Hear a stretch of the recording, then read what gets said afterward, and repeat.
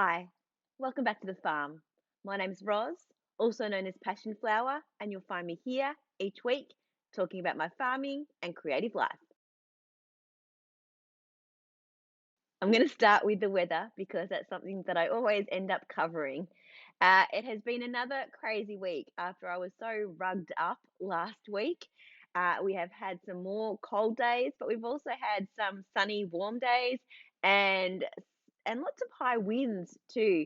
Just doesn't seem to be able to settle down. Today is reasonably nice.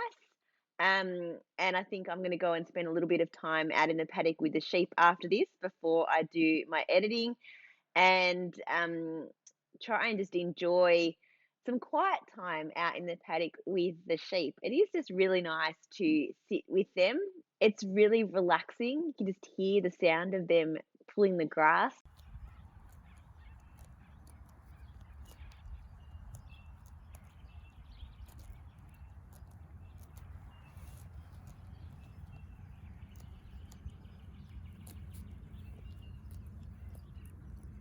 And then they'll just come and say hello, and then they'll wander back and do some more grazing. And sometimes then Hurley will come and sit beside me as I cast a shadow. So he has a nice little sheltered spot to have a little snooze before he goes and eats some more grass. And on the topic of the sheep, they are all growing quite a bit now. I feel like they're starting to really take off. I am no longer feeding Hurley milk. What a bad mama. I finished on Monday. That was the last day. I gave him his bottle. And the next 2 days after that, I just made sure I had a little bit of the grain pellets in my pocket and gave him a little bit just in my hand and gave him pats like I was doing the bottle feed, just to sort of reassure him and ease him into the paddock, into that morning routine. And today, he didn't even care for looking for grain. He was just straight into grazing and happy to just get on with being in the paddock in the morning. They are getting big for that green shed at night, but again, not big enough to be outside. So it's going to be a fine balance for the next little bit to have them inside and safe, or out in the paddock, which they are really, really loving. Last weekend, my dear friend Amy and her two daughters came to visit.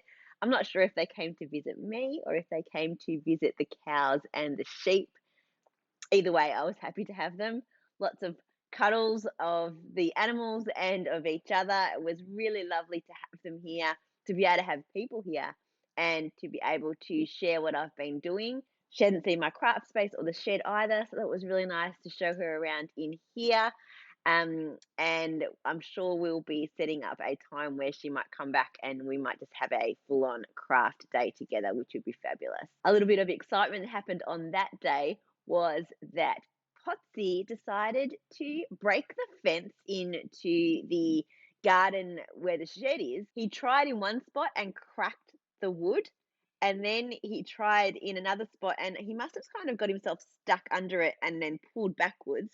And he's literally pulled a whole plank of wood off two of the poles, like ripped the screws out of the posts. So he got into that area and he was grazing on the grass, which needs another mow. So it would have been kind of good to keep him in there to get the grass down, but he would have also eaten all of the small trees that Mum has planted. He would have eaten the cute little garden and flowers that I've got going on, and his big hoof prints would have messed up my path and my bricks. So we had to get him out of there. Now, Preston didn't know where he was and he was carrying on a little bit. And that's kind of what alerted me to actually find him because he was around the other side and we couldn't see him. So that was while Amy and her daughters were here. So we got them to help us to herd the cows, to get Potsy out of the garden area and then to get them down into the dam paddock. It took a little bit of working because they kept trying to escape around the other way. So we had to have everyone spread out to stop them from going places. But yeah, that provided a little bit of excitement for the girls, which was fun. I haven't gotten around to fixing that part of the fence yet. The cows are still in the dam paddock and not back in the stock run area where we need them to be at the moment to keep the grass down. But we probably need to fix that wood and then potentially put an offset hot wire across it just so that they know that they can't rub up against it. I think he just gave it a little bit of an extra push and it gave. So he went in to see what he could find. Mum and I spent a little bit of time this week just trimming up some things in the shed garden, doing a little bit of weeding and tidying. I have to get the spray bottle out for the weed killer and go along the path. There's lots of grass growing in it that is really difficult to pull out by the root. So I'm going to have to be really careful and spray on a dry, still day and really focus on those so that there's no runoff from the weed killer and be very precise about what I'm doing so that I don't kill any of the plants that I want to keep. We planted a few additional plants, cleaned a little bit up, and there are still a few more things that need planting. And long term, I need to get mulch and some more stones and finish out that garden. But it's just one of those things that just keeps kind of getting pushed back a little bit because there are other things to do. Um, I also have the trees now that I'm going to plant into the lamb's paddock. Um, but the thing with that will be that we have to make sure that we get proper wiring fencing around the trees so that they don't eat them before they're big enough. So that is going to be a challenge because they do like to stick their heads in and eat everything that they possibly can, especially when it's not in their paddock. Everything is clearly better on the other side. So, um, we have some like chicken wire, and I think I'm going to use that because they won't be able to stick their heads through those holes. It'll just be whatever sticks out, and if they try and push against that to get into the trees as well. So I think the planting and securing of those plants will be a job for early next week, so that I can show you them in the paddock once they're done then.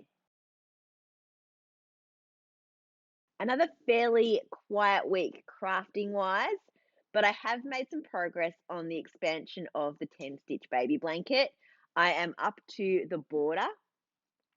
So I now have all of the stitches really bunched up. The whole blanket is now in the round on the needles and I'm adding the border. I've probably got another 5 or 6 rows to go. So here's a corner, if I can get it without falling off the needles. Here, so you can see the diagonal rib, and then this is going to be the border up here. I've got a line of like pearls, and then I'm doing some plain knitting. It's going to have some ridges through the middle, and then a little bit more stockinette before I finish. So I think that's a really pretty simple way to just finish it off and combine some of the textures from throughout the blanket together and have nice rounded corners happening as well. And the other thing that I did this week was I finished plying the Coloured Wool and Fibre Company kaleidoscope box. I didn't think that I would make such quick progress, but I sat down for just a few sessions and managed to get so much done. I managed to squeeze it on to 2 bobbins, just. Look how big they are. They're just bulging out of the sides. Um, and here is the ply. It looks really good. It's fairly consistent to this thickness. I'd say it's probably, it looks about maybe a sport weight, but until I've washed it, I'm not going to be 100% sure. So I've got these 2 full bobbins, and I ended up with winding off little bits of colour onto pegs because my second bobbin, my spinning was much thinner and more consistent. So I ended up with more sections of some of the colours. I've also got the last colour, pink, still on a bobbin, which I will wind off as well. So what I think I'll do with these is wind these into centre pull balls and then do a 2-ply by pulling from both ends of the ball.